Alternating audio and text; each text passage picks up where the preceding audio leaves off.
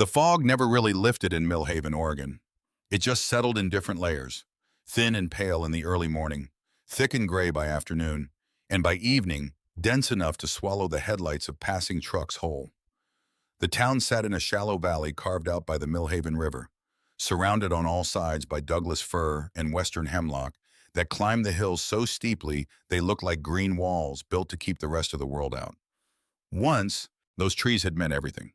The lumber mill on the eastern edge of town had run 3 shifts a day for 40 years, employing half of Millhaven's 2,000 residents and supporting the other half through the hardware stores, diners, and gas stations that fed off the mill's payroll. The mill's whistle had been the town's heartbeat. Then the whistle stopped. The mill closed 16 years ago when the timber contracts dried up and the company relocated its operations south. Since then, Millhaven had been doing what dying towns do, holding on by its fingernails, telling itself things would turn around, watching its young people leave and its old people age in place. The elementary school had lost 2 classrooms worth of students in the last decade. The hardware store on Main Street had been a payday loan office for the last 7 years. The diner on the corner of Main and Birch, the Millhaven Diner, stayed open because people always needed coffee and eggs, regardless of how bad things got. Nora Rourke had worked that diner for 9 years. She was 41 years old, lean in the way that came from being constantly in motion rather than from any particular attention to diet. Her dark hair was always pulled back tight when she was working, and she moved through the diner's narrow kitchen and cramped dining room with the practiced efficiency of someone who had learned long ago that wasted motion meant wasted time, and wasted time meant wasted money. She worked the morning shift that started at 5:30 and the evening shift that ran until 10, with a 3-hour gap in between that she spent driving home, changing clothes, checking on the house, and driving back. 6 days a week. She had been doing this since Caleb was 8 years old, since the morning she woke up and found that her husband Dale had taken his truck, his tools, and roughly half the money in their checking account and driven away from Millhaven without leaving a note. She had not heard from Dale Rourke in 5 years. She had stopped expecting to. What she had not stopped doing was working. The Millhaven Diner paid her $11.40 an hour plus tips.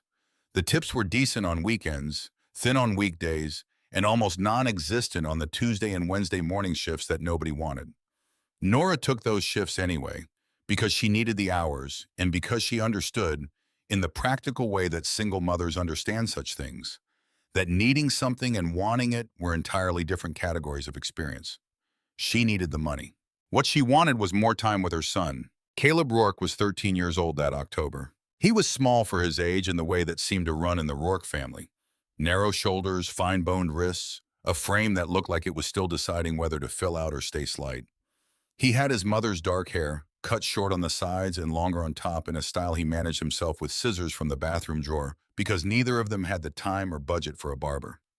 He had quick, observant gray eyes that took in everything around him and revealed very little in return.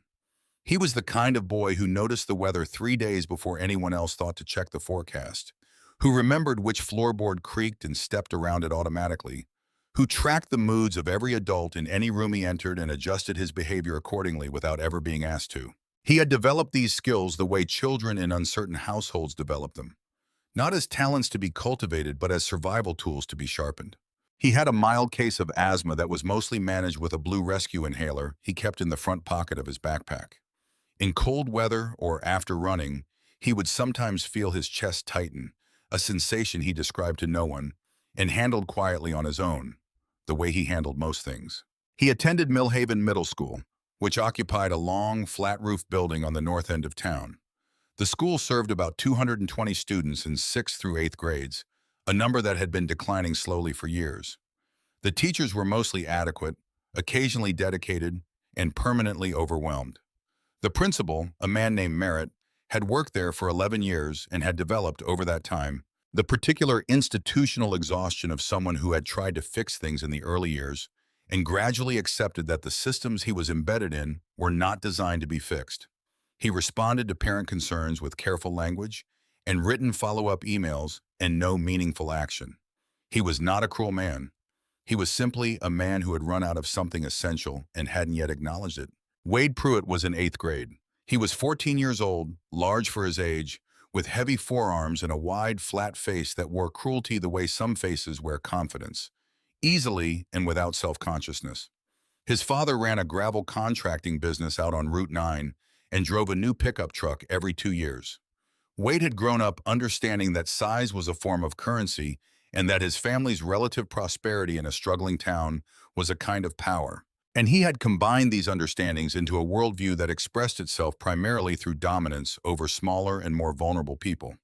He had two regular companions, Shane Collar, a thin, sharp-featured boy who laughed quickly and loudly at everything Wade did, and Curtis Falk, a heavier boy who rarely spoke but positioned himself with physical precision wherever his presence would be most threatening. Wade had been targeting Caleb Rourke for 6 weeks. It had started the way these things usually start, with something small.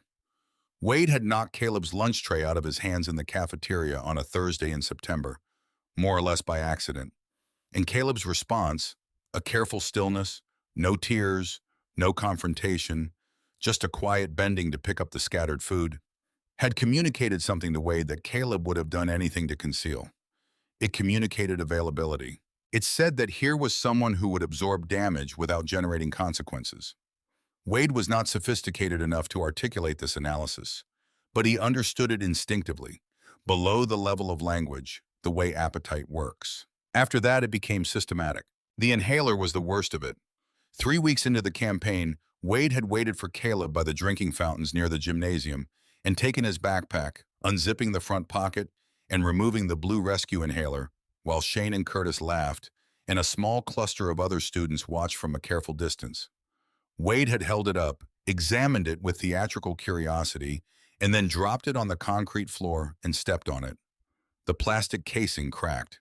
The canister inside was still functional, but the mouthpiece was shattered, and Caleb had to breathe through the broken plastic edge for a week before Nora noticed and bought a replacement at the pharmacy, an expense that came out of the grocery budget that week. Caleb had not told her how it broke. He had learned quickly that telling Nora about Wade created more problems than it solved. The first time he had mentioned it, briefly and without much detail, Nora had called Principal Merritt's office. Merritt had sent a written summary of the conversation to Nora and a verbal warning to Wade that generated no discernible change in Wade's behavior except, possibly, a slight increase in his creative ingenuity. Nora had followed up twice more. Merritt had responded with phrases like monitoring the situation and addressing it through our conflict resolution framework, and Caleb is welcome to speak with our school counselor. The school counselor was available on Wednesdays between 1 and 3, which was when Caleb had PE, which was one of the few classes he could get through without incident because Wade was in a different section. Caleb stopped mentioning Wade to Nora. He could see what it cost her. The tightening around her eyes when she called the school, the forced calm when she reported back the results, the way she sat at the kitchen table afterward with her coffee going cold and stared at a spot on the wall. She was already carrying everything she could carry. Adding this felt like cruelty, so he carried it himself. He developed routines. He arrived at school early enough to be inside before Wade's bus arrived. He ate lunch at the far end of the cafeteria near the kitchen, where the noise and traffic made surveillance difficult. He stayed in classrooms as long as possible after the bell, until the hallways had partially cleared. He chose his routes through the building the way a traveler chooses routes through unfamiliar territory, with attention to sightlines, choke points, and the location of adults who might or might not intervene. It worked, imperfectly and intermittently, most of the time. That Tuesday in October did not go according to plan. The morning had been ordinary enough. Caleb had left the house at 7:15 while Nora was already in her second hour of the morning shift. He made his own breakfast, toast and peanut butter, a glass of water, washed his bowl and his glass, and walked the 11 blocks to school in the gray early light, his backpack over one shoulder, his eyes tracking the street around him with the alert peripheral awareness he had developed over the past 6 weeks. He got through the morning without incident. He sat through English and math and the first half of science without seeing Wade except at a distance, once across the gymnasium during a passing period. He let himself believe, briefly and foolishly, that today might be different. The afternoon unraveled at the end of the school day. He was at his locker on the second floor, loading his backpack for the walk home, when he heard Wade's voice from around the corner. Caleb didn't hesitate. He picked up his backpack and turned for the back stairwell. The longer route to the side exit that added 4 minutes to the walk, but bypassed the main hallway where Wade and his companions usually congregated after final bell. He was almost to the stairwell door when he heard the footsteps behind him, fast and deliberate. They took him behind the bleachers at the edge of the athletic field, where the back corner of the school's chain-link fence created a pocket of dead space invisible from the building's windows. Wade led the way with the comfortable authority of someone who had used this space before. Shane and Curtis fell in on either side, not touching, just present, their positioning as practiced and deliberate as anything Caleb had ever seen adults do with intention. What followed was methodical rather than frenzied. Wade took Caleb's backpack and unzipped it with a kind of business-like efficiency. He turned it upside down over the wet grass, shaking the contents out.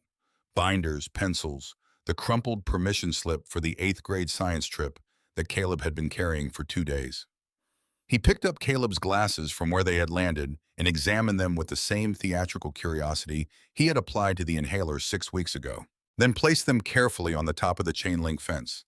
Not stepped on, just out of reach, balanced on the fence top, which was somehow worse. He found the replacement inhaler in the front pocket. He held it up, looked at it, and put it in his own jacket pocket. Then he looked at Caleb and held out his hand. Flat, palm up, expectant. The money was $11, a 5 and 6 ones, that Nora had tucked into Caleb's backpack that morning with a note that said for lunch this week, the note written in her quick, slanted handwriting on the back of a receipt. Caleb knew she would not have written the note if she'd had time to put the money in an envelope. He knew the receipt was from the pharmacy, probably from when she had bought the replacement inhaler. He put the $11 in Wade's hand. Wade folded the bills, tucked them into his jacket pocket alongside the inhaler, and smiled. It was not a triumphant smile. It was something quieter and more satisfied than triumph. The smile of a person confirming a suspicion they already held about the way the world was organized. "See you tomorrow, dead meat," Wade said. He reached up and tipped Caleb's glasses off the top of the fence. They landed on the wet grass lens side down. Then he walked away, Shane laughing at something Curtis had muttered, the three of them disappearing around the corner of the building without looking back. Caleb stood in the dead space behind the bleachers for a long moment. He picked up his glasses. The right lens had a new scratch across the lower third, visible when the light hit it a certain way. He put them back on. He gathered his scattered belongings from the wet grass, repacking his backpack with methodical care. Binders first, then pencils, the permission slip last, smoothed flat and refolded as neatly as it would go. His hands were steady. He had learned to keep his hands steady. It was one of the first things he had learned about himself in the months since this had started, that the steadiness came when it was needed, arriving not from strength exactly, but from something more automatic than strength. The body deciding that whatever the situation required, shaking was not going to be part of it. He did not cry. He had not cried in front of anyone in a long time, and he did not intend to start. He slung his backpack over his shoulder and stood in the gray afternoon light, calculating. The main road home, Birch Street to Cedar Avenue to the 4 blocks up Kincaid, would take him past the gas station on the corner of Birch and Mill, where Wade and Shane sometimes stopped on the way to wherever they went after school. He had seen them there twice in the past month, sitting on the low concrete barrier out front, with sodas in their hands, watching the street with the patient malice of people who have nothing better to do. There was another way home. Old Mill Road ran parallel to the main route but lower, following the old logging access corridor that had been converted to a county road 20 years ago when the mill was still running. It was longer by about half a mile and wound through a section of the valley that most people avoided in the evening because the sightlines were poor and the shoulder was narrow and the road itself had a reputation. Earned through a dozen years of accidents at the sharp curve locally known as Dead Man's Curve, where the road bent almost 90 degrees around a rocky outcropping above a steep-sided ravine. Locals knew to slow down before the curve. Outsiders didn't always. The county had put up reflective markers and a speed limit sign, but the markers had been knocked down and replaced so many times that the posts were bent. And the speed limit sign was partially obscured by a branch that had fallen against it in a storm the previous winter and not yet been cleared. Caleb took Old Mill Road. He knew the road. He had walked it twice before when the circumstances on the main route seemed unfavorable, and he understood its particular qualities. The way the fog pooled in the low sections between the ridge and the river, the quality of the silence under the timber canopy, the absence of foot traffic. He was not afraid of the road itself. He was afraid of what waited on the other road. He walked with his head down against the cold, his jacket zipped to his chin, his backpack riding low on his shoulders. The afternoon light was already failing, the sky bruising purple and gray above the tree line as the October sun dropped behind the western ridge. A light drizzle had started, the kind of Pacific Northwest rain that didn't so much fall as simply appear in the air around you, collecting on your hair and jacket without any apparent effort. Caleb walked through it without adjusting his pace, his sneakers darkening with moisture on the wet asphalt. He was thinking about the $11, not about the loss of it exactly. Nora would not mention it when she got home from the evening shift. She would find something for dinner from what was in the refrigerator and they would eat, and she would ask how school was and he would say fine, and she would nod and they would talk about other things, small manageable things, the weather and the weekend, and whether the library had the book he had requested. She would not ask directly because she knew he would not tell her, and they had both arrived through some unspoken negotiation at an understanding that some silences were a form of protection. He was thinking about her handwriting on that receipt, the quick slant of it, the pen pressing harder at the end of each word, the way she crossed her T's in a single rushing motion that said she was already thinking about the next thing she needed to do. He was thinking about the fact that she had worked a 12-hour day yesterday and would work another 12-hour day tomorrow, and that the $11 had come from somewhere in a budget that Caleb understood, in the way that children of single mothers understand such things, was stretched past its comfortable limits most months. He thought about how she put his dinner in the refrigerator on the night she couldn't be home, always with a note, always with the oven temperature and the time. He thought about how she had never once, in 5 years of doing everything alone, made him feel like a burden. He was not thinking about Wade Pruitt. He was trying very hard not to think about Wade Pruitt. He heard the motorcycle before he saw it. The sound came from behind him, from around the long approach to Dead Man's Curve, still out of sight beyond the tree line. It was a deep, guttural rumble that he felt as much as heard. A V-twin engine running hard, the kind of sound that occupied the lower registers of the chest rather than the ears. It grew rapidly in the way sounds grow on empty roads, from distant to present in the span of a few seconds. Caleb moved to the narrow gravel shoulder automatically, making himself as small a target as possible on the road's edge. He was still moving to the shoulder when everything went wrong. The motorcycle, a Harley-Davidson Road Glide, black, heavy, running without decorative lights, came around the approach to Dead Man's Curve at a speed appropriate for a straight road and completely inadequate for the 90-degree bend that followed. At the same moment, from the other direction, a logging truck appeared around the curve. No company markings on the cab, no trailer, its front end drifting 2 feet over the double yellow line as the driver took the corner wide. The two vehicles met in the blind zone where the outcropping blocked visibility in both directions.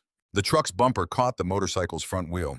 Caleb heard the sound it made, a metallic concussive crack that seemed to compress the air in the narrow valley. And then the motorcycle was airborne, spinning on its lateral axis, the rider separating from it in a single violent motion. The rider went through the blackberry brambles on the uphill side of the road with a sound like tearing fabric, and then struck the base of a Douglas fir with an impact that Caleb felt in his feet through the asphalt. The motorcycle completed its rotation and came down on its engine, bounced once and came to rest directly on top of the man who had just been thrown from it. The crushing weight of 800 pounds of steel and engine settling across his chest and left leg with a finality that was worse than the impact itself. The logging truck did not stop. It corrected its drift, regained its lane, and accelerated away around the far side of the curve, its taillights disappearing into the fog before Caleb could process what he was seeing. The sound of its engine diminished and was gone. The only sounds that remained were the hiss of steam from the motorcycle's ruptured radiator, the frantic spinning of the rear wheel in the air, and somewhere in the rocks and wet brush below the road, the sound of water moving. Caleb stood on the gravel shoulder. His heart was hammering against his bruised ribs with a violence that made him slightly dizzy. He was close enough to smell the raw gasoline spreading from the ruptured tank, pooling in the low places around the wreckage, catching the last gray light of the afternoon in dark, iridescent patterns. Every reasonable instinct he possessed told him to run. He was 13 years old. He had no training in emergency medicine. He had no phone. He was alone on a road that almost nobody used in the late afternoon, in a section of the county where help was, at minimum 10 minutes away by car. He was a small, slight boy with bruised ribs and a cracked lens in his glasses, and the man pinned under that motorcycle was wearing the most recognizable and feared insignia in the American outlaw motorcycle world: a winged death's head, visible through the torn rear panel of a leather vest, flanked by the top rocker that read Hell's Angels in heavy block letters. Everyone in Millhaven knew what that patch meant, not from direct experience necessarily, but from the accumulated weight of reputation, the stories that filtered through the town over the years, the careful way that people who had encountered the local chapter members spoke about those encounters afterward, the particular quality of respect that was really a more polished version of fear. Caleb knew what it meant. He was 13, not ignorant. He took a step backward toward the road. Then the man under the motorcycle made a sound. It was not a cry. It was not a shout. It was something lower and wetter and more effortful than either of those things. A sound produced by a chest that was being compressed by 800 pounds of dead steel, trying to do the basic work of breathing and not entirely succeeding. It was the sound of a person who was still alive and was not certain about remaining so. And it reached Caleb across the distance, in the fog and the smell of gasoline, and found something in him that was not courage exactly, but was its functional equivalent. The place in a person where the calculation stops and the action begins. He had heard something like that sound from himself once, in the back stairwell 4 weeks ago, when Wade Pruitt had driven an elbow into his ribs and left him leaning against the cinder block wall alone, trying to get air into his chest. He had been completely alone in that stairwell with no idea how long it would take him to stop shaking. Nobody had come. Nobody had known he was there. He looked at the wreckage. He looked at the road behind him, empty in both directions. He looked at the gasoline spreading in the dimming light. He did not run. He scrambled down the steep, brush-covered embankment below the road's edge, sliding on his sneakers through the wet dirt and broken blackberry canes, catching himself once with his hands flat on the muddy ground until he reached the man pinned under the motorcycle. Up close, the scale of the situation was more alarming than it had appeared from the road. The machine was enormous. The engine block alone was the size of a large piece of furniture, and it sat across the man's chest and left leg with the absolute indifference of its weight. The man was big, broad through the shoulders, heavy-framed in the way of someone who had spent decades doing physical work. His face was turned to one side, partially obscured by the bramble damage, his thick dark beard matted with blood and dirt. His eyes opened. They were sharp and dark, and for a moment entirely alert. A man who had just experienced something catastrophic and had not yet had time to go into shock. He looked at Caleb with the direct, assessing gaze of someone who had, in his life, been required to make fast evaluations of unfamiliar situations. "Kid." His voice was rough, compressed. "Get out of here, it's going to blow." The gasoline smell was stronger here at the bottom of the embankment. Caleb could see the fuel running in a thin, steady stream from the ruptured tank, following the contours of the ground toward the sparking wreckage of the headlight assembly, where exposed wiring was intermittently generating small, bright arcs of electrical contact. Caleb took a single step back, felt his heel find the edge of a rock, stopped. "I'm not leaving you," he said. His voice came out higher than he intended and cracked on the last word, but the words themselves were clear. The man stared at him. Something shifted in his expression. "Can't lift it," the man said. His breathing was labored, each word costing visible effort. 800 pounds. You're what, 100? 90, Caleb said, which for some reason was the thing that came out of his mouth. The man made a sound that might, in different circumstances, have been a laugh. It produced a wince instead. Caleb was already scanning the embankment. His hands were shaking, and his heart was doing something irregular and alarming in his chest. But the scanning was happening anyway. The observational habit that had developed over years of reading environments and situations activating automatically. He had been in Mr. Pearson's 7th grade science class 3 weeks ago when they had covered the physics unit on simple machines. Mr. Pearson had a particular way of making these things vivid. He had stood at the front of the class and said, "Give me a lever long enough and a place to stand and I can move the world." He had drawn it on the board. Fulcrum, load, effort arm. Caleb saw the fence post first. It was a 4x4 timber, 6 feet long, half buried at the base of the embankment where some old property boundary had once been marked before the road was widened. He crossed to it and pulled. It resisted. He pulled harder, bracing his foot against the earth, and felt it shift, then come free with a sucking, muddy sound, bringing a clod of dark soil with it. He dragged it to the motorcycle. He found a large, flat river rock, dense, stable, the right geometry, and kicked it into position beside the engine block with the side of his sneaker. He shoved the end of the fence post under the frame of the road glide, positioning it carefully against the underside of the engine mount. He placed the middle of the timber across the top of the rock. He looked at the arrangement for 1 second, verifying the geometry in his head the way Mr. Pearson had taught them. Then he put both hands on the far end of the post, stepped up onto it with both feet, and dropped his entire 90 pounds onto the lever arm. The post groaned, the mud shifted, and then, with a sound like grinding metal and a shuddering that transmitted itself up the wood and into Caleb's feet and hands and teeth, the motorcycle lifted. 4 inches, maybe 5. The engine block rose fractionally off the man's chest. "Now," Caleb said through clenched teeth, his arms shaking, his face going hot with the strain. "Pull yourself out, now." Garrett Weston had been conscious for the entire extraction, which had required a quality of endurance that he would think about later, in the hospital, in the particular way that men who have survived extreme things think about them. He dug his hands into the mud and dragged himself backward, pulling with his arms and his right leg. The left was pinned at a wrong angle and screamed at him when he tried to use it, moving in short, agonizing increments, his leather cut catching on the brambles and then tearing free. The moment he was clear of the engine block, Caleb felt the wood give. Not gradually, but all at once, a sharp crack like a rifle shot, and the motorcycle dropped back to earth with a concussive thud that shook the ground and sent mud spattering in a 6-foot radius. Caleb fell backward off the broken post and landed in the mud on his back, the impact knocking the air out of him. He lay there for a moment, staring up at the Douglas fir canopy and the gray Oregon sky beyond it, his lungs figuring out the mechanics of breathing again. Then he got up. Garrett was free of the crushing weight, but lying flat in the mud, and the blood coming from his left thigh was coming in a way that Caleb had never seen blood come from a wound. Not seeping, but pulsing, dark and rhythmic, in time with something internal. He understood what it meant now in a way that involved the specific, particular smell of blood and the specific, particular speed at which the dark pool was spreading across the pale mud around Garrett's leg. "Tourniquet," Garrett said. His voice was fading, the compression damage to his chest making each word harder than the last. "High up, tight." Caleb unclipped the shoulder strap from his backpack. It was canvas, wide and strong, the kind of strap designed to hold the weight of loaded schoolbooks.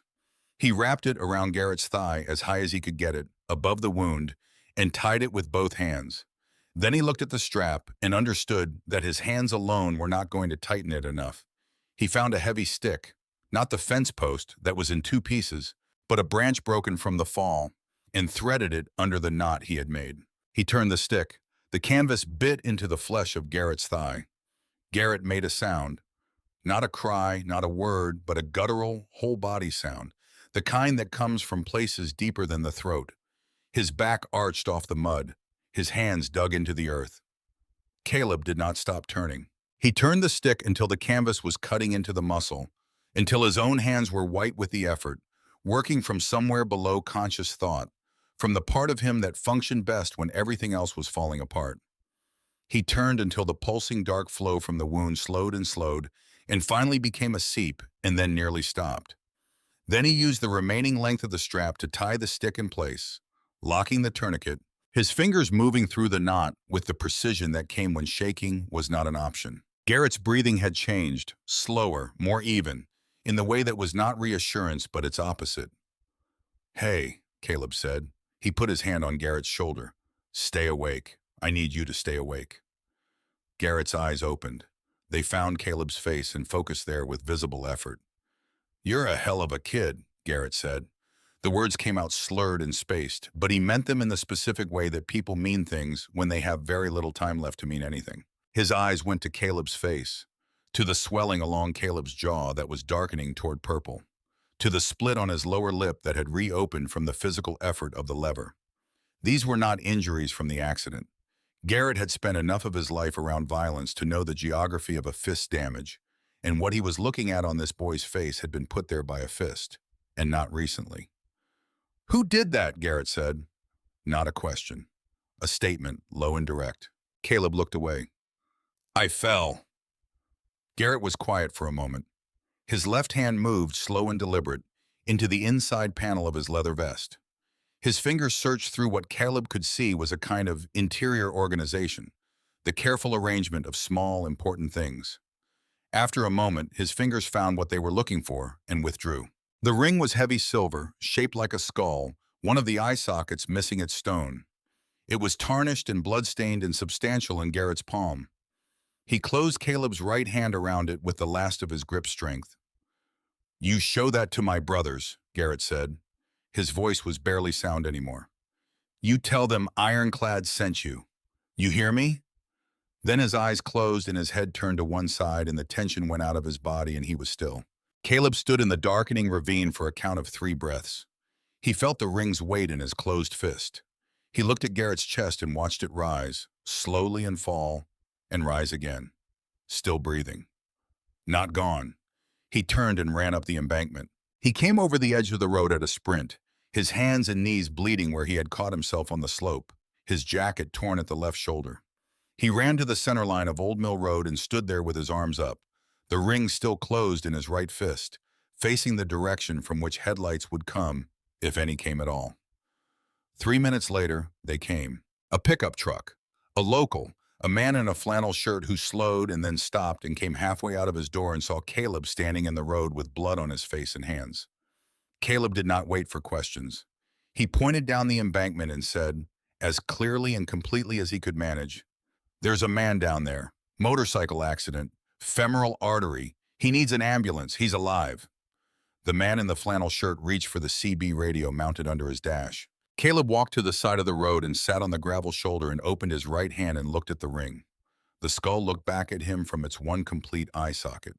The silver was warm from Garrett's body and cold from Caleb's hand, and he could not tell which temperature it was settling toward. He sat there while the sirens assembled themselves from the distance and grew into something present and real and red and blue, while men in uniforms ran past him down the embankment with equipment and radios, in the efficient, practiced urgency of people who have been trained to do this and have done it many times. An officer wrapped a thermal blanket around his shoulders and asked him questions that Caleb answered in a steady, organized voice, providing the information about the truck and the timing and the tourniquet with the same careful accuracy he applied to science tests. When they brought Garrett up the embankment on the stretcher and loaded him into the ambulance, Caleb watched. Garrett was alive. They were working on him with focused attention, which meant he was still salvageable, which meant the tourniquet had done what Caleb had needed it to do. The ambulance doors closed. The siren resumed. The red lights disappeared around Dead Man's Curve into the fog. The officer asked Caleb if there was someone to call. Caleb gave him Nora's number at the diner and said she would be there until 10. He sat on the gravel shoulder with the thermal blanket around his shoulders and the skull ring warm and heavy in his closed fist, and the fog came down around him in the way it always did in Millhaven, settling in its different layers, thin where it touched the asphalt and thick where it touched the trees, patient and gray and indifferent to the things that had just happened and the things that would happen next. He was not thinking about Garrett Weston. He was not thinking about Wade Pruitt or $11 or the scratch on his lens or the permission slip for the 8th grade science trip, still in his backpack, still as neatly folded as he had managed to make it. He was thinking about the way Garrett's hand had felt, closing his fingers around the ring, the deliberateness of it, the weight of the gesture. You show that to my brothers. Caleb looked down at his closed fist. He opened it slowly, just enough to see the ring sitting in his palm, and then closed his fingers around it again and held on. The school was the same on Wednesday morning. That was the thing Caleb noticed most. Not in a dramatic way, not with any particular bitterness, just as a fact that registered somewhere in the observational part of his brain that never fully switched off. The same flat-roof building, the same aluminum-framed windows catching the same gray October light, the same smell of industrial cleaner and cafeteria grease that hit you at the front doors, the same students moving through the same corridors with the same preoccupations and the same social hierarchies intact and undisturbed. Nobody knew what had happened on Old Mill Road. Nora had come to pick him up from the accident scene just before 10, still in her diner uniform, her hair still pulled back tight, her face doing the careful thing it did when she was frightened and working to conceal it. The state trooper had given her a brief summary of events. Nora had listened without interrupting, her hands clasped in front of her, and when the trooper finished, she had asked 3 precise questions. Was Caleb injured? Was the other driver identified? Would there be a follow-up interview required? And received 3 answers, and then she had put her arm around Caleb's shoulders and walked him to the car. On the drive home, she had asked if he was hurt. He said no. She asked if he wanted to talk about it. He said not really. She had nodded, both hands on the wheel, her eyes on the road. When they got home, she made him a grilled cheese sandwich and sat across the table while he ate it, and did not ask anything else. She watched him in the way she had of watching him, not staring, just present, her attention calibrated to something below the level of questions. When he was done, she told him to take a shower and get some sleep, and he did. And she sat at the kitchen table for a long time after he went to bed with her coffee going cold in front of her, which was something she did when she was working through something she hadn't yet found the words for. In the morning, she was gone before he woke up. 5:30 shift. He made his own breakfast. He walked 11 blocks to school. He sat through English and math and science. Wade Pruitt was waiting by the gym entrance at noon.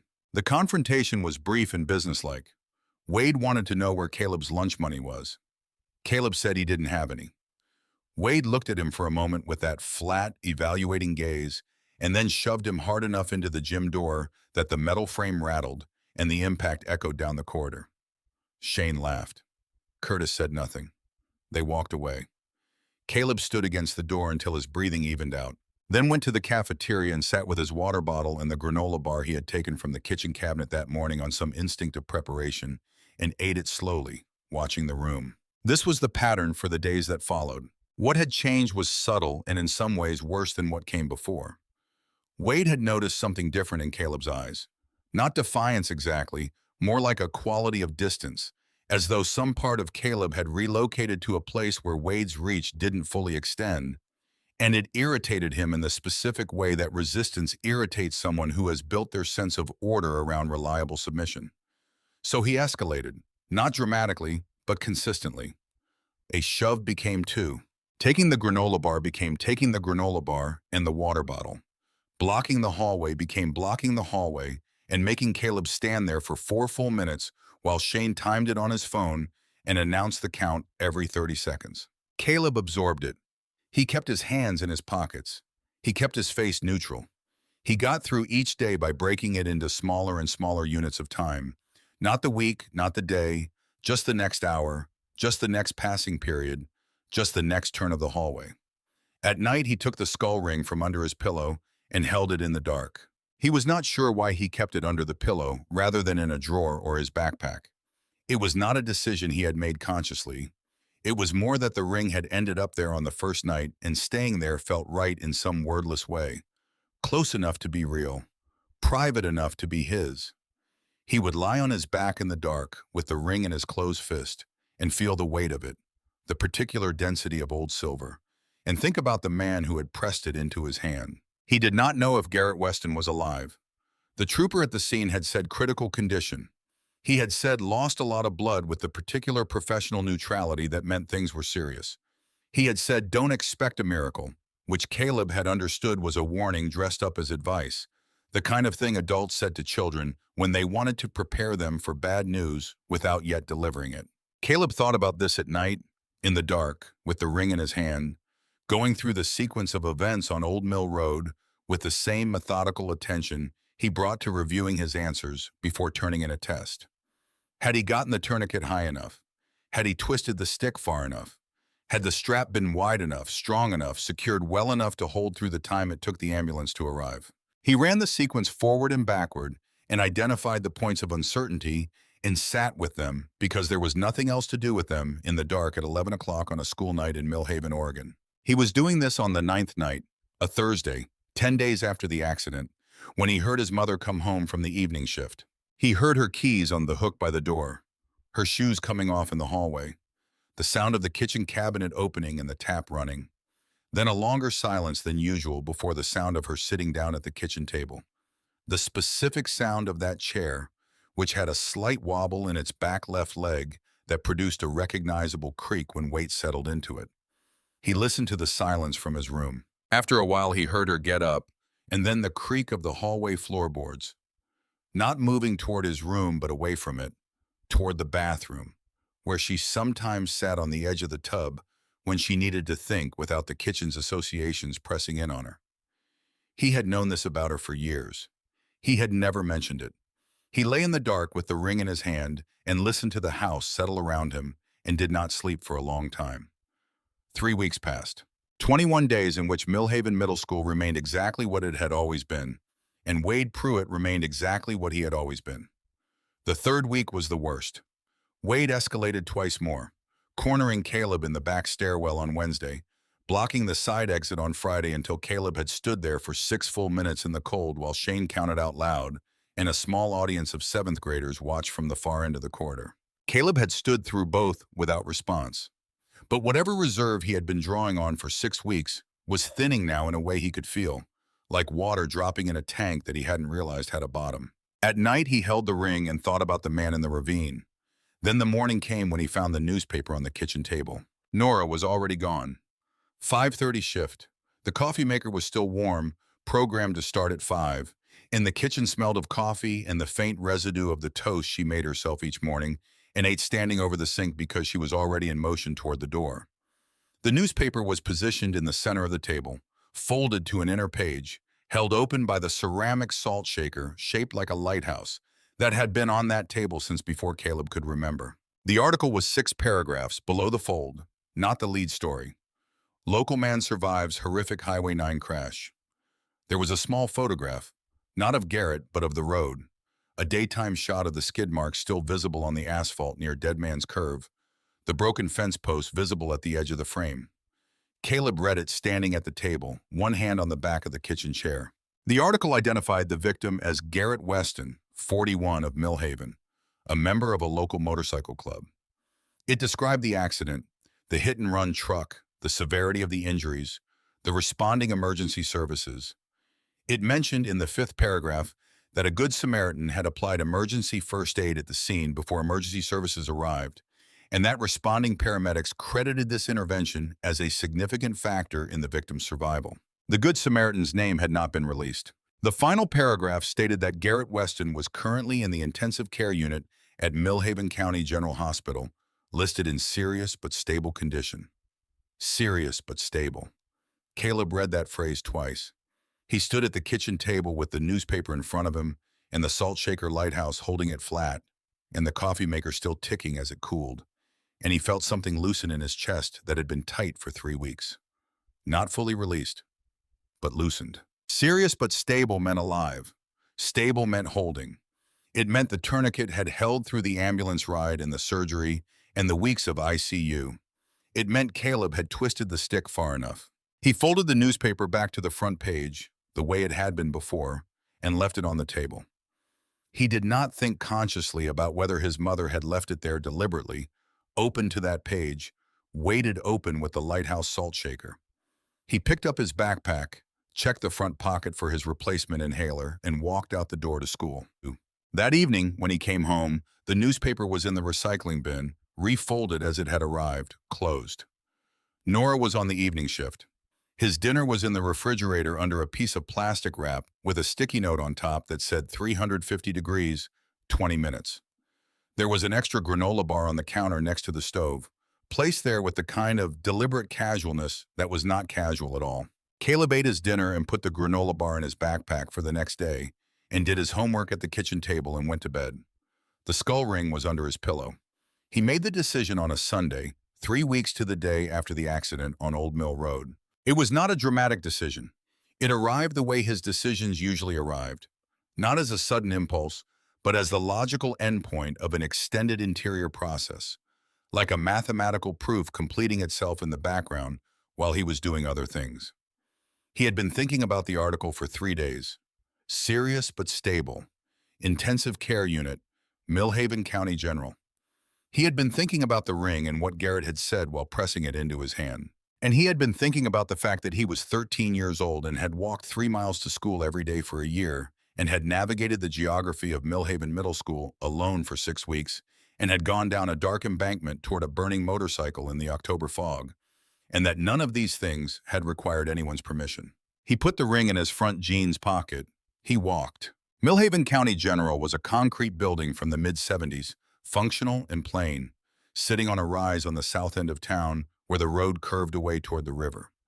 It smelled the way all hospitals smelled, antiseptic and recycled air, and something underneath both of those things that Caleb associated with urgency, with the particular atmosphere of places where the stakes of ordinary moments were higher than usual. He had been inside twice before, once when he was 9 and broke his wrist falling from a fence, and once 2 years ago when Nora had a respiratory infection that she had worked through for 2 weeks before it progressed to something that required an emergency room visit at midnight. Both times he had found the hospital manageable, large but organized.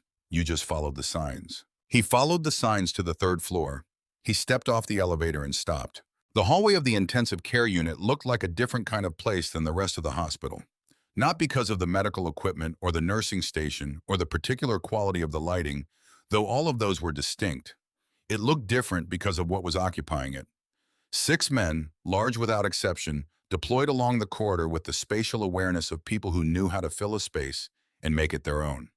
Heavy boots, dark denim, leather vests cut with a death's head patch, chains at their belts, beards that ranged from neat to considerable. The accumulated presence of them had already produced an effect on the nursing staff.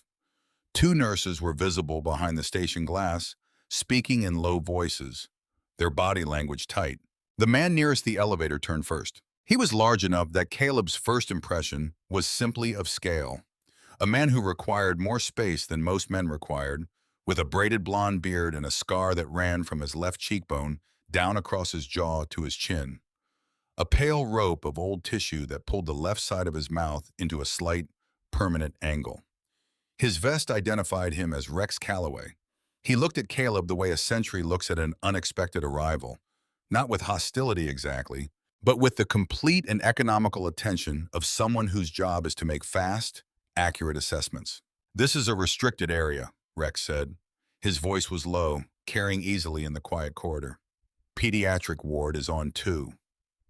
Caleb's heart was doing something loud and irregular, but his hands were still, not from calm but from something older than calm, the same steadiness that had worked a lever in the dark 3 weeks ago and hadn't let go until the bleeding stopped. "I'm here to see Garrett Weston," Caleb said, ironclad. The corridor shifted, not physically. No one moved, but the quality of attention changed all at once. 6 men recalibrating in the same instant, the way a group of people who know each other well respond to the same unexpected signal. Rex looked at Caleb's face. The bruising on his jaw had faded from purple to a greenish yellow over the past 3 weeks, and the split in his lip had closed to a thin scab, but the geometry of it was still visible to anyone who knew what they were looking at. Rex looked at Caleb for a long moment. "On what basis, kid?" Caleb reached into his front jeans pocket and withdrew the skull ring. He held it flat on his open palm. The silence in the corridor was absolute. Not the silence of emptiness, but the silence of held breath, of a room in which everyone has seen the same thing simultaneously and is processing it. Rex looked at the ring.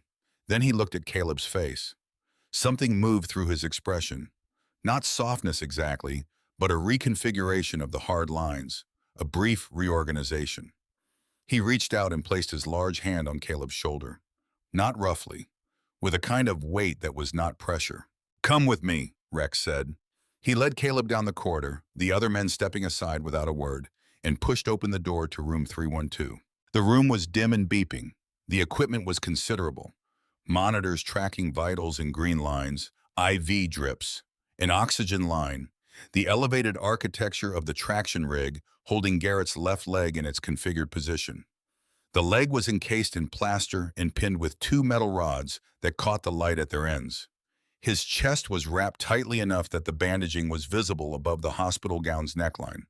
His face, which Caleb had last seen in the dark and mud of a ravine, was now cleaner, the bramble cuts visible as thin red lines across his left cheekbone and forehead, the heavy dark beard surrounding them, the same as Caleb remembered. His eyes were open. They went to Caleb immediately with the same direct, assessing quality they had carried in the ravine, a man whose eyes still worked at full capacity regardless of what the rest of him was doing. Something changed in them when they found Caleb's face. Not a dramatic change. A settling.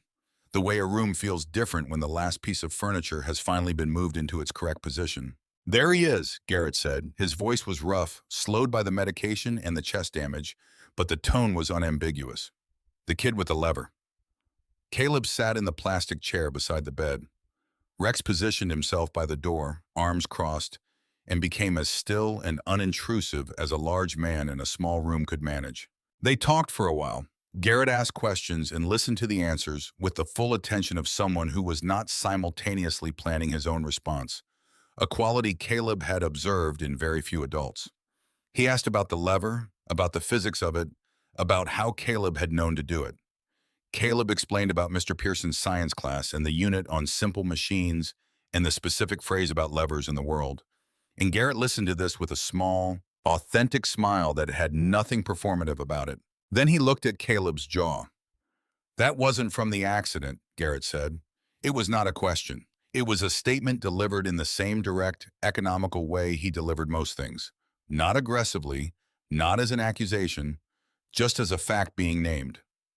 "I fell," Caleb said. "No," Garrett said, "you didn't." He said it without emphasis, without insistence, just flatly. And then he let the silence sit there, which was more effective than pressing would have been, because the silence had room in it for Caleb to fill or not fill, and the choice was entirely Caleb's, which meant that whatever came next was something Caleb was choosing rather than being extracted from him. Caleb looked at his hands. The scrapes from the embankment were still healing, pink and new at their edges. "There's a kid at school," Caleb said.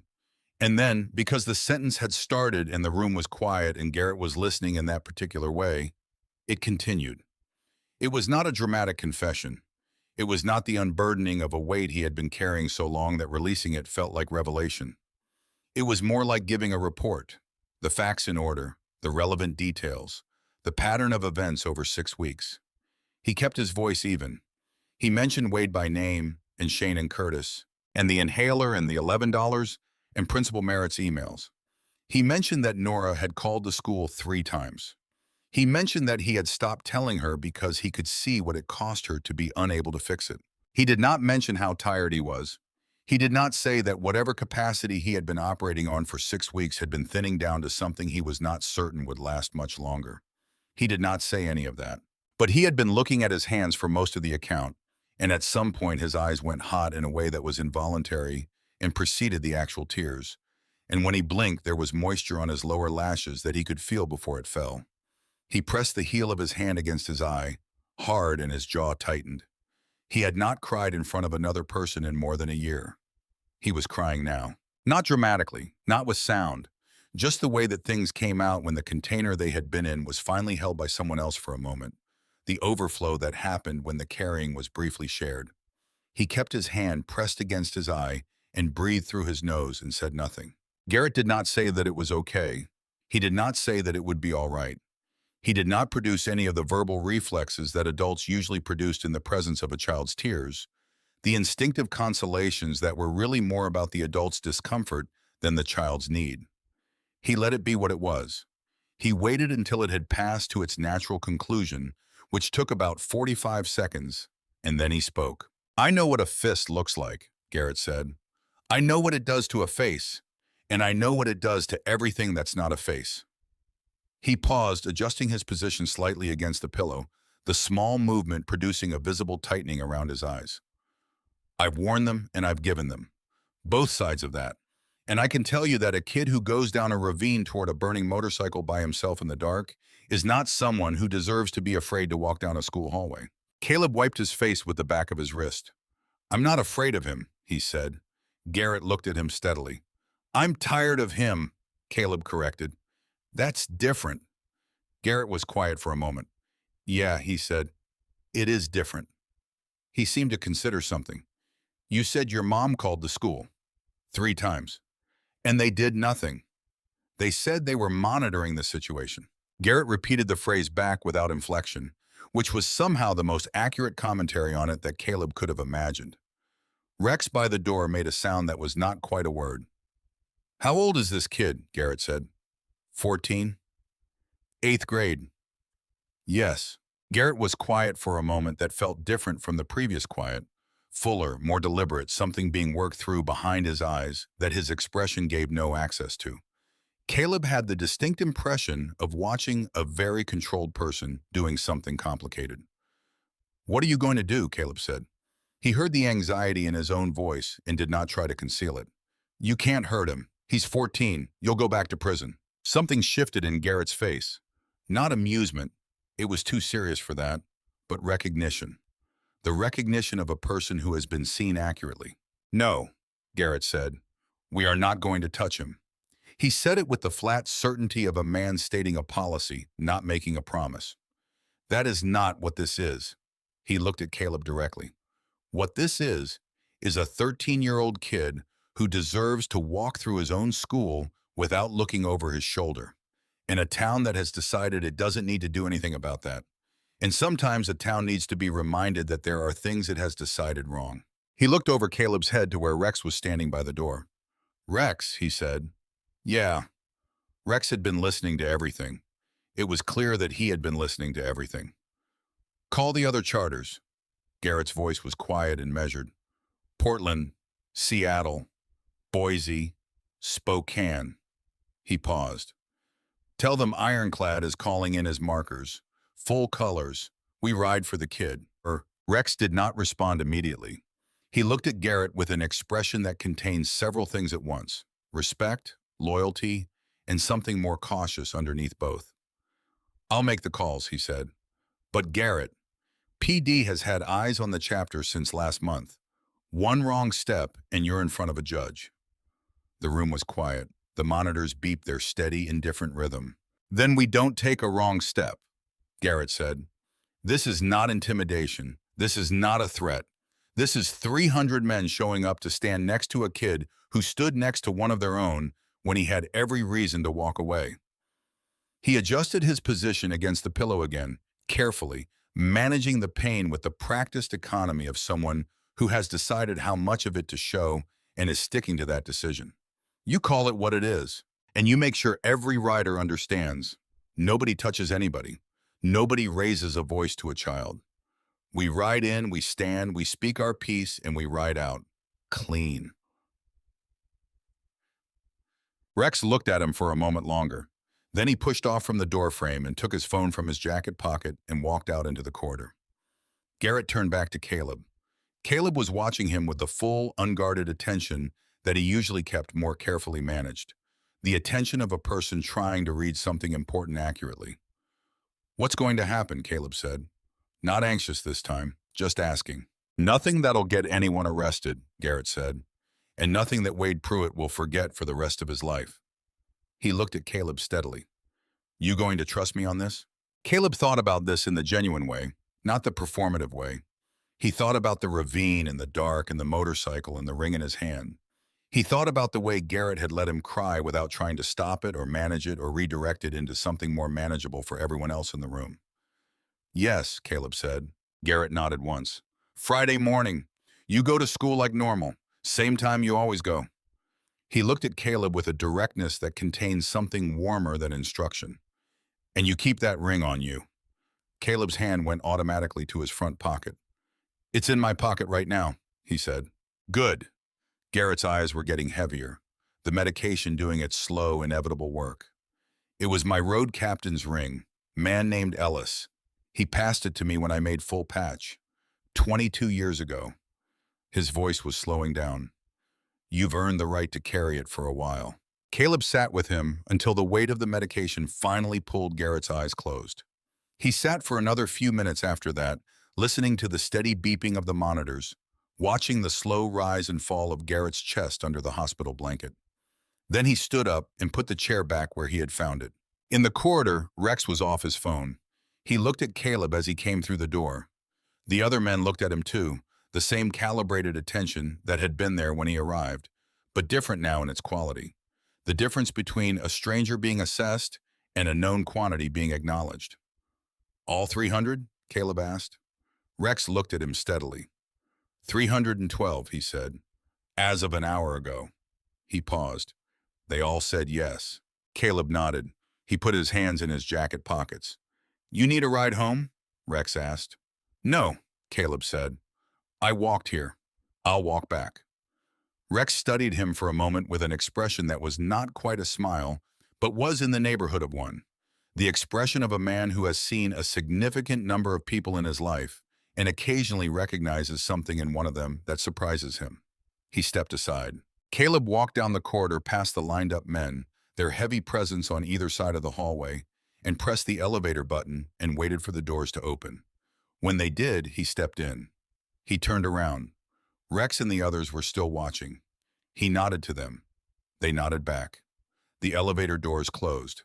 He walked home through Millhaven in the Sunday afternoon light, 3 miles of cracked sidewalk and wet leaves and the occasional passing car, his hands in his pockets and the ring warm against his thigh, and his mind working through Friday with the methodical attention he applied to everything that mattered. The town looked the same as it always had. The closed hardware store, the payday loan sign in the window where the register should have been, the diner on the corner of Main and Birch where his mother was probably right now refilling someone's coffee and keeping her face in the careful, neutral arrangement that said capable and present and not in need of anything. He stopped at the corner across from the diner and looked at it for a moment. Through the window he could see her, behind the counter, moving with the practiced efficiency he knew so well. The tight-pulled hair and the flat-soled shoes and the particular set of her shoulders that meant she was in the part of the shift where the tiredness was present but manageable. She had not seen him. She was talking to someone at the counter, nodding, her face doing the professional warmth that was also, Caleb knew, genuine. She was not a person who performed kindness. She extended it, but she extended it outward all day long and saved very little of it for herself. He thought about the newspaper on the kitchen table, the Lighthouse salt shaker holding it open, the extra granola bar on the counter. He thought about the hallway floorboard that creaked at night when she walked toward the bathroom to sit on the edge of the tub. He turned away from the diner window and walked the rest of the way home. That night he lay in the dark with the ring under his pillow and thought about Friday. Not with dread, not with the particular kind of anticipatory anxiety that had been living in his chest for 6 weeks. With something else, something that was not quite certainty, but was in that direction. A sense of approaching resolution, like weather that has been building for a long time, finally deciding what it is going to be. He slept well. It was the first night in 3 weeks that he slept well, and he woke up to the empty kitchen and the warm coffee maker and the morning light coming through the window over the sink. And he made his breakfast and packed his backpack and put the ring in his front jeans pocket where it rested solid and warm against his leg, and he was ready. Nora Rourke did not go to work on Friday morning. This was not a decision she had arrived at easily. She had called the diner at 4:45 before her alarm went off, lying in the dark with her phone on her chest, and asked Darlene who opened the morning shift to cover her first 4 hours. Darlene had said yes without asking why, because Darlene had been working the Millhaven diner for 14 years and understood that Nora did not make that call without reason. Nora had said she would be in by noon and would cover Darlene's Wednesday closes exchange, and Darlene had said fine, and they had hung up, and Nora had lain in the dark for another 20 minutes staring at the ceiling. She had known since Sunday, not known in the way of having been told, or having figured it out through a chain of logic. Not deduced, known. The kind of knowledge that lives in the body before it reaches the mind, accumulated from years of watching someone she loved navigate a world that was sometimes too large for him. Caleb had come home Sunday afternoon from wherever he had gone. She had noticed he was gone, had noted the time, had not asked, and he had been different. Not visibly different, not dramatically different, but different in the way that a room is different when a window has been opened in it, when the air has changed quality without any obvious cause. He had slept soundly for the first time in weeks. She had checked, quietly, standing in his doorway at 11 o'clock, listening to his breathing. He was all the way under, the deep, even breathing of genuine rest rather than the lighter, more effortful breathing of someone who was managing sleep rather than having it. She had gone back to the kitchen and sat at the table for a long time. She had found the ring 2 weeks ago under his pillow when she changed the sheets. She had picked it up and held it in the afternoon light from the bedroom window. Heavy silver, skull-shaped, one eye socket missing its stone, the surface worn smooth in places from long handling. There was a dark residue in the carved grooves around the eye socket that she had looked at for a long moment before understanding what it was. Blood. Old blood, dried to a near black in the metal's recesses. She had stood in Caleb's bedroom with that ring in her hand and felt the floor of her understanding of the past 3 weeks shift and reconfigure beneath her. The newspaper articles she had already read twice. The Good Samaritan whose name had not been released. The state trooper's carefully neutral summary at the accident scene that night. The way Caleb had answered the trooper's questions in his steady, organized voice. The voice he used when he was keeping himself very controlled.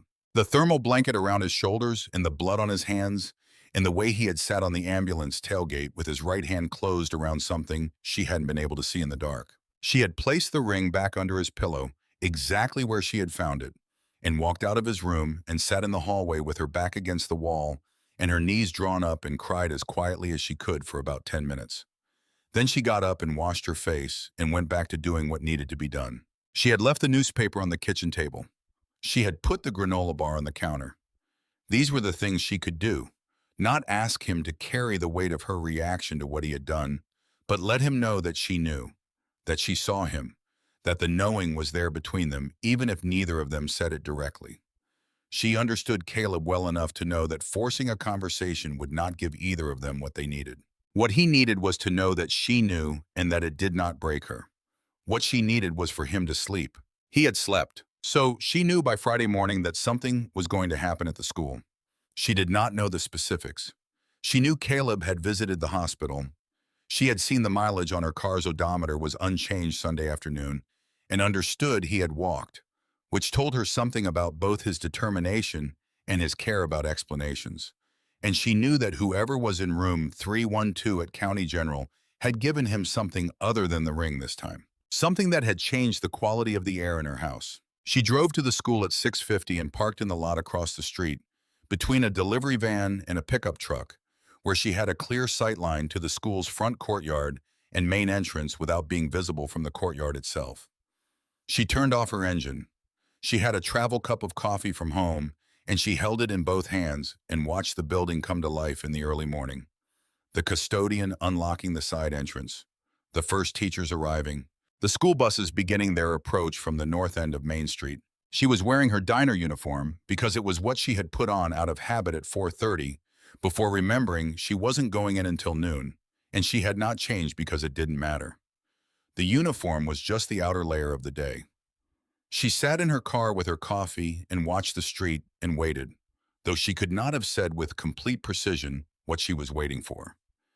Caleb arrived at 7:40. She watched him come down the sidewalk from the north, alone, his backpack over one shoulder, his jacket zipped against the October cold. He walked with his head up, which she noticed because it was different from the way he had been walking for the past 6 weeks. Not dramatically different, a degree of angle maybe, but she knew his walk the way she knew the creaking floorboard and the sound his chair made when he pushed back from the homework table, with the absolute specificity of long, close attention. His head was up, his hands were in his pockets. He was not scanning the street ahead in the way he had been doing for weeks, the watchful, braced quality of someone moving through territory they didn't trust. He walked through the front gate into the courtyard.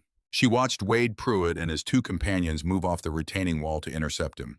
She had seen Wade before, had driven past him twice on her way to the school for meetings with Principal Merritt, had identified him by description and by the particular quality of his posture, the ease of someone who has never been required to be careful. She watched Wade block Caleb's path. She watched the cluster of students that formed at the edges, the familiar geometry of spectacle. The ring of watchers who had learned that watching was safer than intervening. She pressed her travel cup against her sternum and breathed steadily. Then the ground moved. It was not a metaphor. She felt it first through the car's frame, a vibration, low frequency, rhythmic, transmitted through the asphalt and the lot's concrete curbing and the car's chassis into the seat beneath her. The travel cup vibrated against her sternum. The rearview mirror trembled on its mount.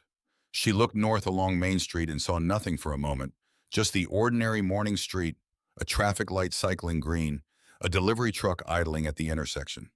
Then she heard it. It built the way real power builds, not from silence to sound in a single jump, but in layers, each one arriving before you had fully processed the previous one. Bass first, felt more than heard. Then the texture of it, the distinct overlapping rhythms of multiple V-twin engines that never quite synchronized, producing that characteristic wash of rolling thunder that could not be mistaken for anything else on Earth.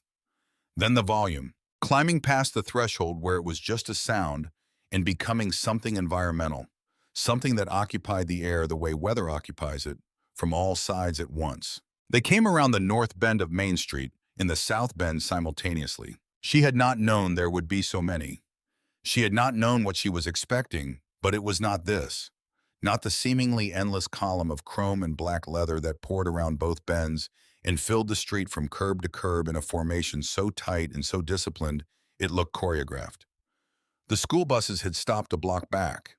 The traffic light at the corner cycled through green and nobody moved through it. On the sidewalks, people who had been walking to the hardware store and the coffee shop and the post office had stopped and were standing still, looking north and south at the same time with the expression of people trying to recalibrate their sense of what a normal Friday morning contained. They turned into the school's drop-off lane and they kept coming. They hopped the curbs and filled the front lawn in organized rows, their machines lined up with a precision that made the school's parking lot look improvised. They lined the sidewalks on both sides of the street. They idled in place in the lane itself. And still they kept coming, filling every available space in the immediate geography of Millhaven Middle School until the school was comprehensively, unmistakably surrounded. Not in a threatening way, not in the way of a siege, but in the way of something that simply and completely occupied a space and made it different from what it had been. 312 motorcycles cut their engines within approximately 4 seconds of each other. The silence that followed was enormous. It was the silence after thunder, the silence that has a texture because of what filled it a moment before, and it fell over the school and the street and the lined-up machines and the hundreds of leather-vested men dismounting in coordinated, unhurried motion, and over the courtyard where 30 middle school students stood absolutely frozen, and over Wade Pruitt, who had dropped Caleb's collar and was standing with his back against the retaining wall, looking at the front lawn with the expression of someone whose entire internal map of how the world worked had just been invalidated. Nora's hands were shaking. She noticed this without judgment and set the travel cup in the cup holder and pressed both palms flat against her thighs.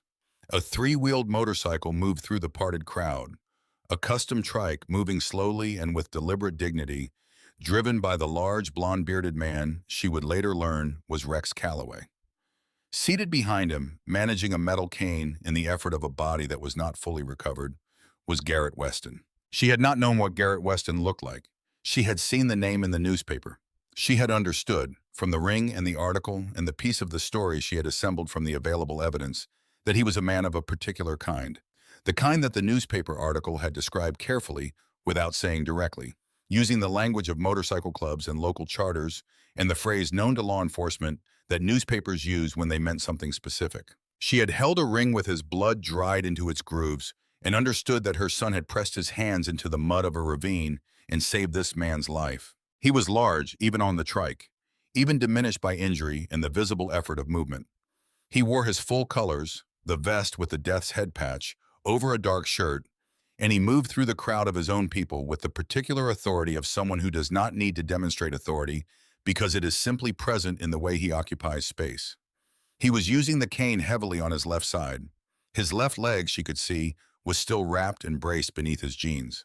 He had left a hospital bed, or more likely an early discharge he had pushed for and received against medical advice. To be here on this Friday morning, and the cost of that was visible in his face, in the controlled set of his jaw, in the deliberate economy of every movement. He went directly to Wade Pruitt. The courtyard had reorganized itself entirely. Students and the 3 teachers who had come rushing out of the building were ranged along the edges and on the front steps. Principal Merritt had appeared at the top of the steps, pale enough that the color was visible from across the street, clutching the lapels of his jacket in both hands. 2 Millhaven Police Department cruisers had arrived and parked on the far side of the street, and the 2 officers inside them had not gotten out. They were watching through their windshields with the practical wisdom of men who understood the current mathematics of the situation. Garrett stood in front of Wade Pruitt. Wade was 14 years old and large for his age, and standing in front of Garrett Weston, he looked like a child, which was what he was. The ease had gone out of his posture entirely. He was pressed against the retaining wall with his back straight and his arms rigid at his sides, in the involuntary brace of someone whose body is managing fear that the mind hasn't fully acknowledged yet. His face was working through several things at once: shock, calculation, and underneath both of those, something rawer that hadn't had time to be managed yet. Garrett did not raise his voice. He did not have to. The courtyard was silent enough that his voice carried to every corner of it without effort. The low, measured voice of a man who had spent a long time understanding that volume is the instrument of people who aren't sure they'll be heard. "Your name is Wade," Garrett said. It was not a question. Wade nodded, a single jerky motion. Garrett turned his head and looked at Caleb, who was standing 4 feet away where Wade had left him when he dropped his collar. Caleb was watching Garrett with an expression that Nora, from across the street, read as something between recognition and relief. The expression of someone watching a thing they trusted to happen actually happening. Garrett pointed at Caleb. The gesture was slow and deliberate. "That boy," Garrett said, his voice carrying through the dead-silent courtyard, "went down a dark ravine by himself in the middle of the night and pulled 800 pounds of steel off my chest with a fence post and a rock." He paused. "He made a tourniquet out of a backpack strap and saved my life while I was telling him to run." Another pause, shorter. "He is 13 years old." Nobody in the courtyard moved. "Which makes him my brother," Garrett said. "And my brother's blood is my blood. His pain is my pain." He turned back to Wade, and his voice did not change in volume or tone, but something in it shifted, a quality of absolute specificity entering it. The voice of a man who says exactly what he means and means exactly what he says and has never needed to dress either of those things up. If you put your hands on him again, if you look at him in a way he doesn't want to be looked at, if you make him take the long way home one more time. He let those words settle. "You will not be dealing with him. You will answer to me, and you will answer to the 300 men standing on this lawn." Otchimasish. Wade's face had been doing something complicated for the last 30 seconds, cycling through the stages of a process that moved faster than he could manage, and now it arrived at its destination. His eyes filled, his chin went. He put one hand up over his mouth in the gesture of someone trying to physically contain something that isn't going to be contained. And then he was crying, not the strategic crying of a child trying to reduce a consequence, but the involuntary, graceless crying of someone who has been confronted with a true thing about themselves and cannot look away from it. She saw it from across the street. She saw the moment it changed from performance to genuine. The way his shoulders dropped and his chest heaved and the hand over his mouth stopped performing containment and just pressed there with real pressure. Wade Pruitt was 14 years old, and he was standing on the front lawn of his school in front of 300 witnesses, and he was crying because he had understood something, or because the weight of being seen had exceeded his capacity to manage it. And in this moment, the distinction didn't matter. He turned to Caleb. "I'm sorry," Wade said. His voice was wrecked, the words coming out wet and broken. "I'm sorry, Caleb. I swear I'll never—" "I'm sorry." Caleb looked at him. His expression was not triumphant. It was not vindicated. It was something quieter and more complicated than either of those. The expression of someone who has wanted something for a long time and is discovering that receiving it feels different from how they imagined it would. He gave a single short nod, not warm, not cold, just present, an acknowledgement that the words had been heard. Garrett turned toward the steps where Principal Merritt was standing. "You the principal?" Garrett said. "Yes, sir," Merritt said. His voice came out higher than it usually did, and he seemed to notice this and adjust, clearing his throat. "Yes. This boy's mother called your office 3 times, Garrett said. The courtyard was still silent enough that the words reached the back row of students without any particular effort on his part. 3 times, and nothing changed. He looked at Merritt steadily. "That stops today, and we will be confirming that it stopped." He let the word confirming carry its full weight. "Are we clear?" "Yes," Merritt said. "Yes, we are absolutely clear." Garrett held his gaze for a moment longer than was comfortable, and then he turned away from Merritt as though the matter was settled, because it was. Rex had been holding a saddlebag. He stepped forward now and opened it, and Garrett reached in and withdrew something that he held for a moment in both hands before turning to Caleb. It was a vest, small, size for a 13-year-old, cut from the same heavy leather as the ones the men around him wore, but without the death's head.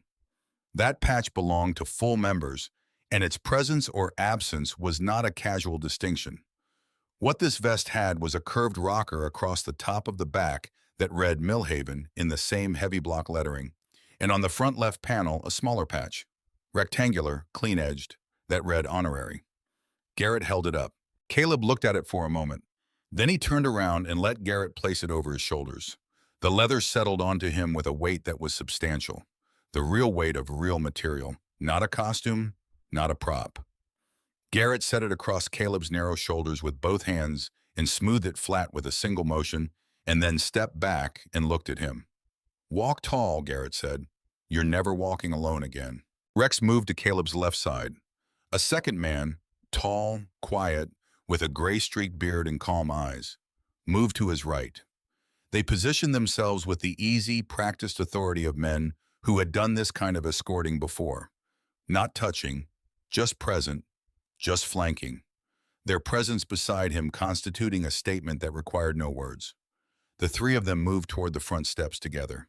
The students in the courtyard stepped back without being asked, the crowd reorganizing itself to clear a path as naturally as water moving around an obstacle, and Caleb walked up the concrete path toward the front doors of the school with a man on either side of him, and 300 men at his back, and the October morning light falling across the leather of his new vest.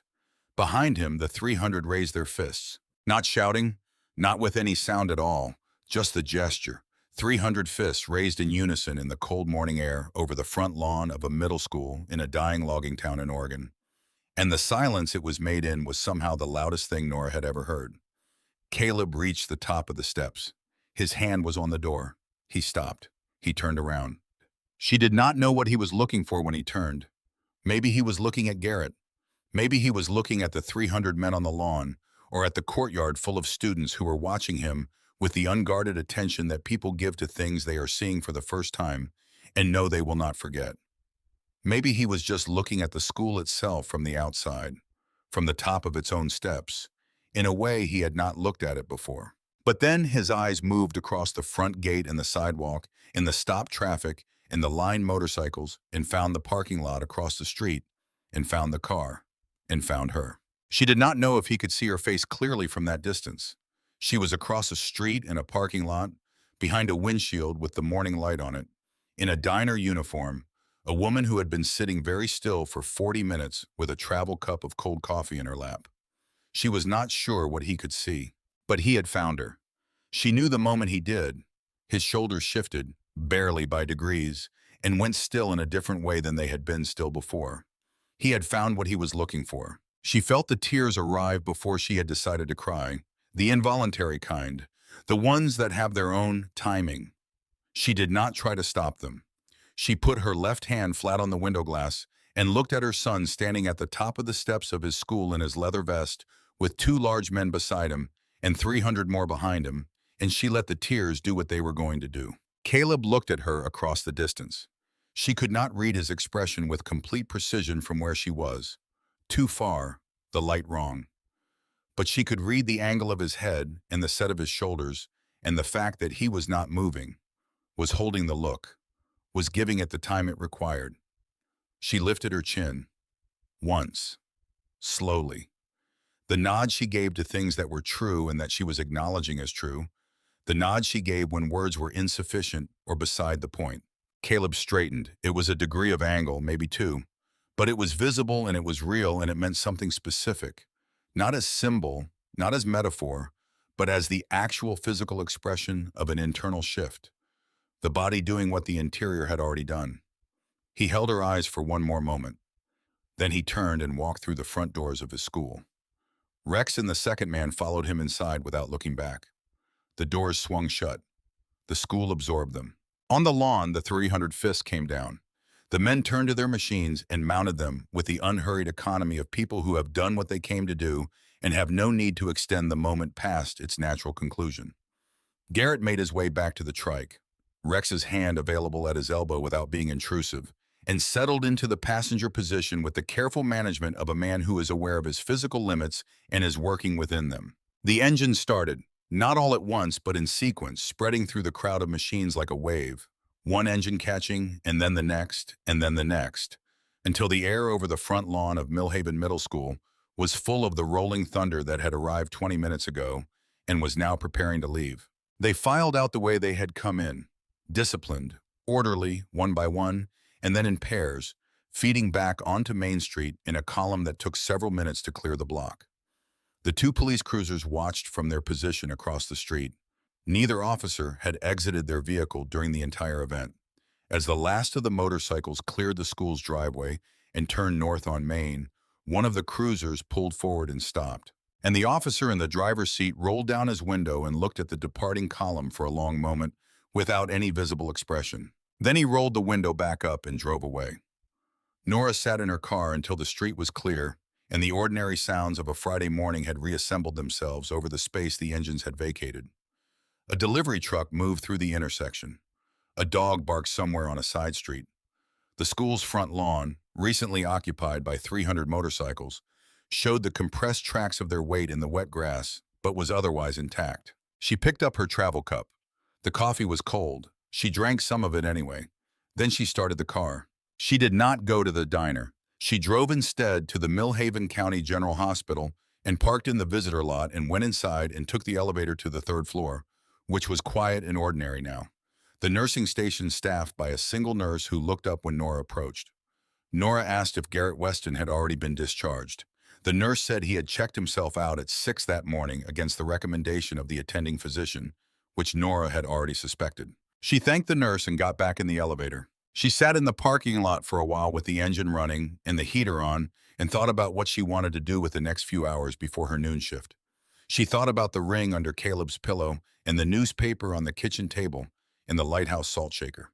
She thought about the way her son had looked at her across a parking lot and a street from the top of his school's front steps, the 2 degrees of angle in his spine that had not been there 6 weeks ago. She drove to the diner and told Darlene she'd take the rest of the morning shift after all, and Darlene handed her an apron without comment, and Nora tied it on and went to work. 8 months later, on a Saturday in June, Nora drove to the address Rex Calloway had left on a business card that appeared in her mailbox sometime in November. She had found it between a utility bill and a grocery circular. No envelope, no note, just the card with an address written on the back in blue pen. She had put it on the kitchen windowsill where she could see it while she did dishes, and she had looked at it every day for 8 months. And on the last Saturday of June, she put it in her jacket pocket and drove to the east side of Millhaven where the address indicated. It was a garage, a large one, the kind that had once been a light industrial building and had been converted to a working space, 3 bays wide, a compressor running somewhere inside, the smell of oil and metal and rubber that collected in places like this and became their permanent atmosphere. Several motorcycles were in various states of assembly on the garage floor. 3 men were visible inside, working. One of them looked up when Nora's car pulled into the gravel lot. Rex came to the entrance of the garage and waited while she parked and got out. "Mrs. Rourke," he said. "It's Nora," she said. He nodded. He was wearing a work shirt rather than his cut, though the cut was hanging on a peg just inside the bay door, and she could see the death's head patch from where she stood. "Is he here?" she said. "Back bay," Rex said. She followed him through the garage. In the back bay, separate from the main floor by a partial wall with a pass-through, Garrett Weston was sitting on a low stool working on a carburetor with the focused, unhurried attention of someone who understands what they're doing and is not in a hurry to finish. He was walking without the cane now, or close to it.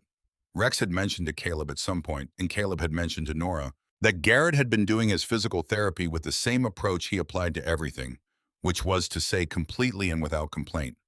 His leg was not fully recovered. It might not ever be fully what it had been.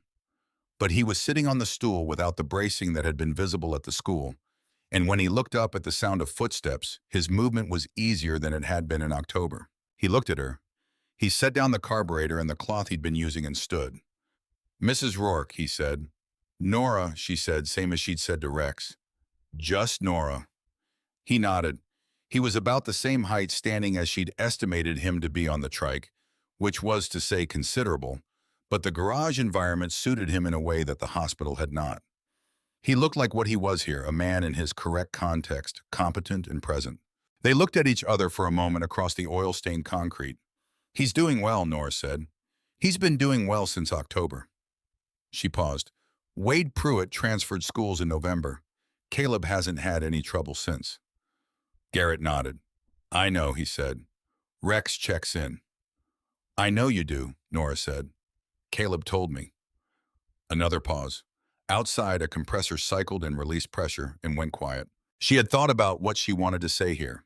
She had thought about it on and off for 8 months, in the gap between the morning shift and the evening shift, sitting at the kitchen table with her coffee going cold, standing at the sink doing dishes with the business card on the windowsill in front of her. She had composed and discarded several versions of it. What came out was simple. He didn't have anyone, Nora said. He's had me, and I've given him everything I have. But I work 12 hours a day, and I'm tired most of the time. And I was so afraid for so long that I couldn't see past the fear to what he actually needed. She stopped. You saw him. You looked at a 13-year-old boy covered in mud and blood in a hospital room, and you saw who he actually was.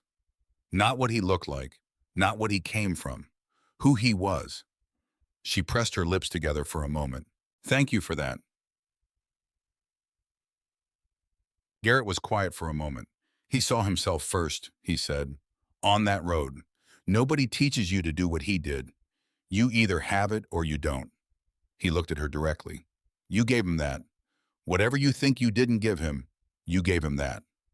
Nora looked at him. She believed him, she found, without the effort that believing things usually required.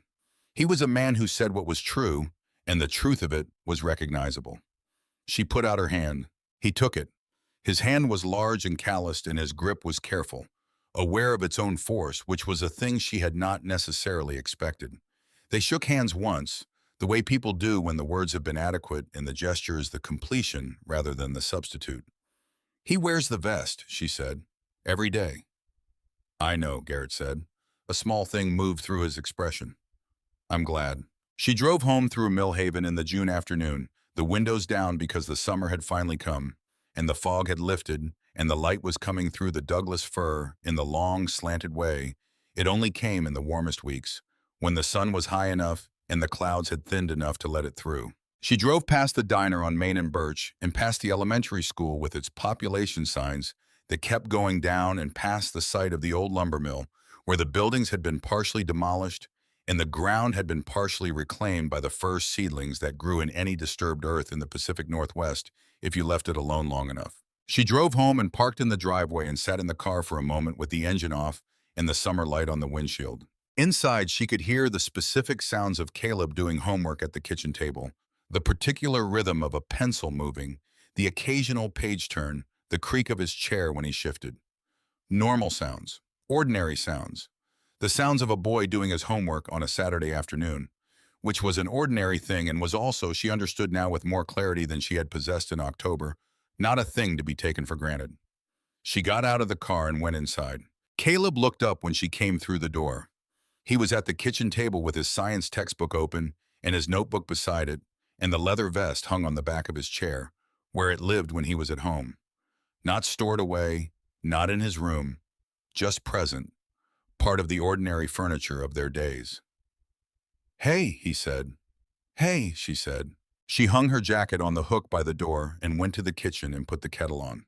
Caleb went back to his homework.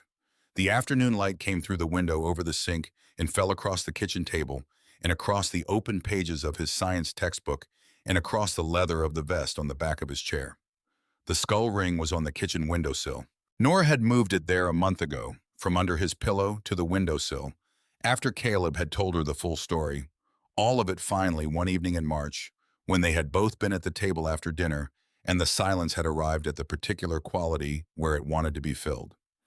He had told her about Old Mill Road and the fence post and the tourniquet and what Garrett had said before he lost consciousness. She had listened without interrupting, the way she had learned to listen to important things, and when he was done she had nodded once and said, I know, and he had looked at her and she had said, I found the ring. They had looked at each other. Then he had smiled, small and genuine, the specific smile she associated with Caleb when something was funny and sad at the same time. And she had smiled back, and they had sat there for a moment in the particular warmth of two people who have been carrying the same secret and have just discovered each other carrying it. She had moved the ring to the windowsill the next morning, out in the open, visible. It sat there now in the June light, one eye socket full of shadow, one side warm from the sun coming through the glass. A tarnished thing, a real thing.